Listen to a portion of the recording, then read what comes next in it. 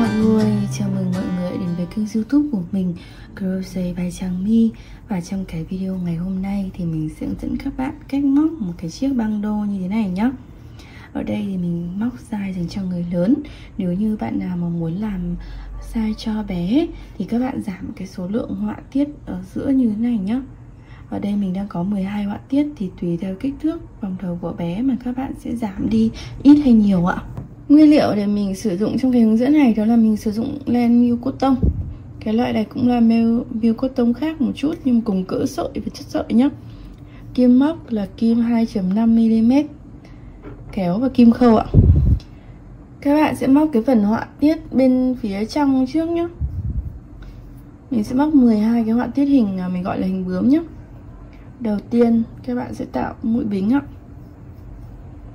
Sau đó móc 7 mũi bính, 1 2 3 4 5 6 và 7.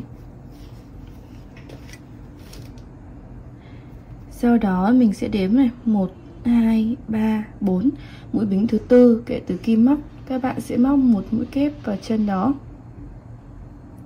Mình sẽ móc ra phía đằng sau nhé, cái dây sau của mũi. Một kép. Cái vị trí đầu tiên thì các bạn móc như thế này. Còn sau đó thì các bạn sẽ móc là 9 mũi bính giúp mình.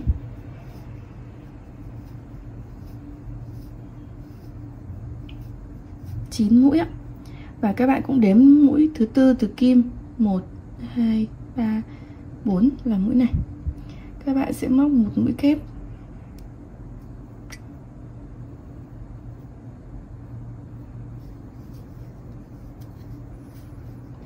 Mỗi một cái cụm, một cái hạt này thì mình sẽ coi như là một cái vị trí để mình móc một cái hình họa tiết hình bướm á. Thì tương tự như vậy các bạn sẽ móc 9 mũi bính. 9 mũi bính, sau đó thì sẽ lại móc một mũi kép vào chân thứ tư kể từ kim. Các bạn lặp lại như vậy cho đến khi được 12 cái hạt như thế này, tức là 10 lần nữa. Đây là sau khi mà mình đã móc xong 12 hạt tương ứng với cái size người lớn nhá. Nếu mà size bé cho bé thì các bạn sẽ móc ít hơn ạ. Các bạn sẽ móc 7 mũi bính với mình.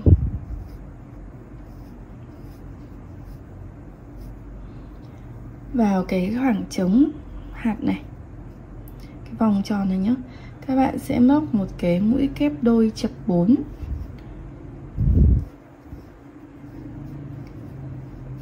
Một 2 3 4, chập vào làm 1. Sau đó móc 8 mũi bính.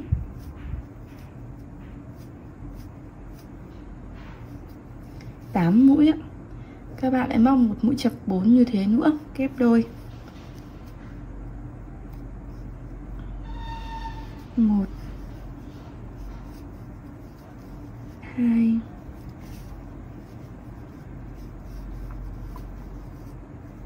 3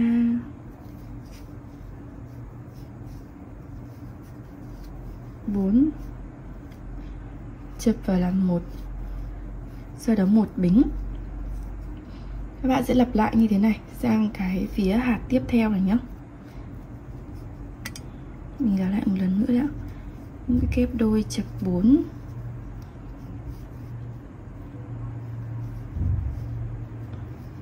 2 3 4. Sau đó là 8 bính.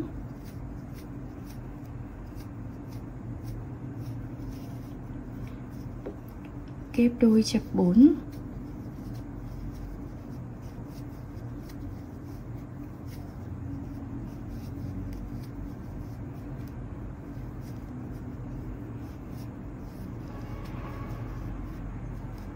Chập vào làm 1 bính. Tương tự như vậy thì các bạn sẽ lặp lại 10 lần nữa để đến hết hàng nhé. Khi đến hết hàng, các bạn sẽ móc giúp mình là 4 mũi bính ạ. 4 mũi á. Sau đó thì mình sẽ một trượt vào cái mũi bính đầu tiên.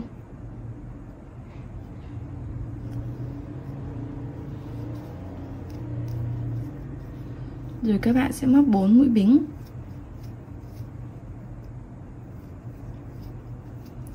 Để xoay sang cái phía bên này. Và các bạn cũng sẽ móc tương tự ở mỗi cái phần khoảng trống với phần vòng tròn này. Các bạn sẽ móc là tương tự như bên kia thôi, mũi kép đôi chập 4.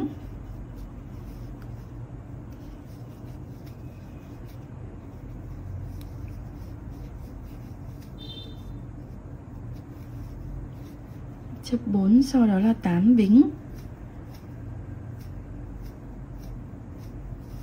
Rồi một mũi kép đôi chập 4 nữa vẫn vào khoảng trống này.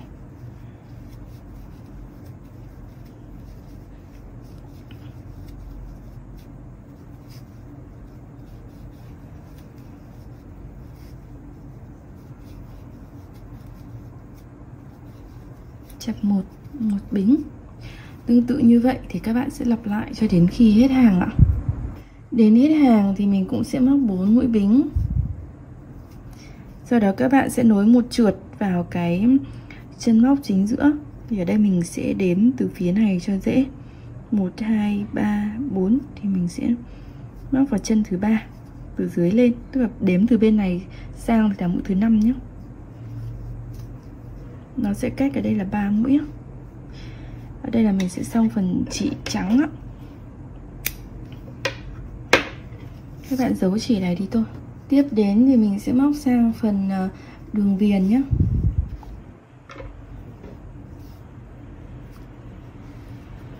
Thì các bạn sẽ bắt đầu từ cái khoảng trống này. Mình lấy mũi móc. Các bạn móc 5 mũi đơn vào đây giúp mình. 2, 3, 4, 5. Đến đây thì các bạn sẽ móc cái phần dây buộc nhé. Mình sẽ móc 50 mũi bính ạ. Các bạn móc tiếp cho đến khi được 50 mũi. Đến đây thì các bạn cũng sẽ đếm mũi thứ tư từ kim móc. 1, 2, 3, 4. Các bạn sẽ móc một cái mũi kép đơn chập 2 ạ. 1, 2, chập vào là 1. Sau đó là 3 bính. Các bạn một trượt vào tại chân này để tạo thành cái hạt như thế này nhé. Sau đó thì cứ mỗi một mũi bính thì các bạn sẽ móc một mũi trượt.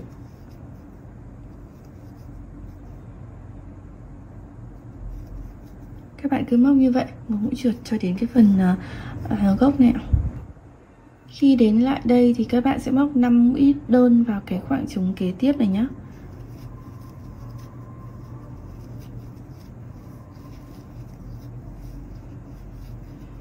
4, 5. Đến đây thì các bạn sẽ móc viền theo mình. Bên này, cái viền khoảng trống 8 bính này nhá. Đầu tiên là sẽ là 5 mũi đơn vào đây. 1, 2, 3, 4, 5. Các bạn móc 3 mũi bính. Một mũi trượt vào cái mũi đơn. Sau đó thì mình lại móc 4 mũi đơn nữa. 1,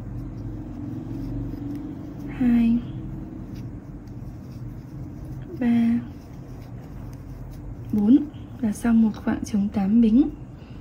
Cái chỗ một đơn này, một bính này các bạn sẽ móc một đơn vào đây. Sau đó mình sang luôn khoảng trống 8 bính bên này và móc tương tự là 5 đơn, một cái vòng, một cái hạt như thế này, rồi 4 đơn. Lặp lại như vậy nhá, cho đến cái phía cuối ở bên này ạ. Sang đến cái phía cuối ở đây nhá, thì các bạn cũng sẽ lại móc một cái 50 mũi bính và móc một cái đầu dây như thế này. Sau đó thì mình lại móc tiếp bình thường cho đến phía cuối và nối một trượt vào cái mũi đơn đầu tiên để kết thúc hàng này là xong ạ. Đây là sau khi mà mình đã hoàn thiện xong nhá. Mình có sử dụng bàn là hơi nước để mình block nó ra, nên trông nó sẽ phẳng và mềm như thế này. Chúc các bạn thành công nhé. Và đừng quên like, share và subscribe kênh YouTube của mình Crochet by Trang My nếu các bạn thích những cái video của mình. Cảm ơn các bạn rất là nhiều ạ.